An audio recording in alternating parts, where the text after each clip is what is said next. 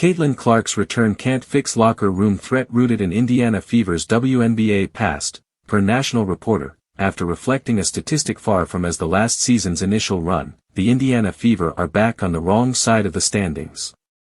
They have accumulated 5 losses so far. With Caitlin Clark about to rejoin the roster any day from now, seems like she will have to dive headfirst into correcting the errors of this season. But how can she fix something that was already broken? While her return will be a respite to the roster, can she correct the prevalent flaws in the locker room? The Fever may have finished their last campaign with their best record since 2016, ranking 3rd offensively with a rating of 104.2, but execution wasn't always to the T. They continued their tradition of ranking at the bottom in terms of their defense. So, the franchise made some massive moves, bringing in Dewana Bonner and Natasha Howard. But has it been good enough to sustain the team without Clark holding up the offensive end?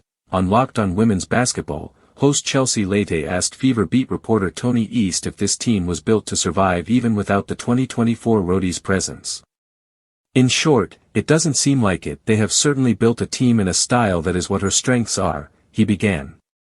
But every player that doesn't fit their offense perfectly that they added this free agency period, is a good defender. Or can add something on that end of the floor that could get them into transition, and it just wasn't there all the time for them. Bonner, Howard, Cunningham and Turner, successful defenders in the past.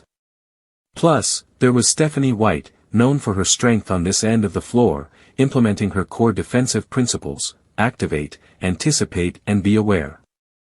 So you hope that the Fever picked up their pieces, offense strong enough or not, the other end would help keep them afloat.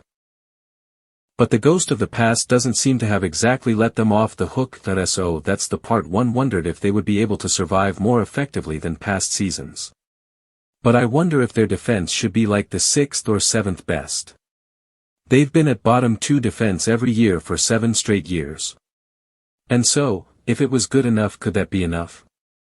And it kind of hasn't been right. It's been okay. But they need to be a little bit better on the defensive end, East added. Interestingly, with a rating of 95.2, the Fever only trail New York Liberty in defensive rating. That's been their best since 2013, 96.8. But the execution hasn't exactly translated into wins. Yes, their season opener was a good statement, winning by 30+ points, but it hasn't gotten them far in the past 5 games. Coach Brianne January is putting in efforts to bring the team up on that front. Bree has really challenged our group to be physical, to be up in their space, Clark admits. There's certainly been an uptick for the Fever, but they need to do more.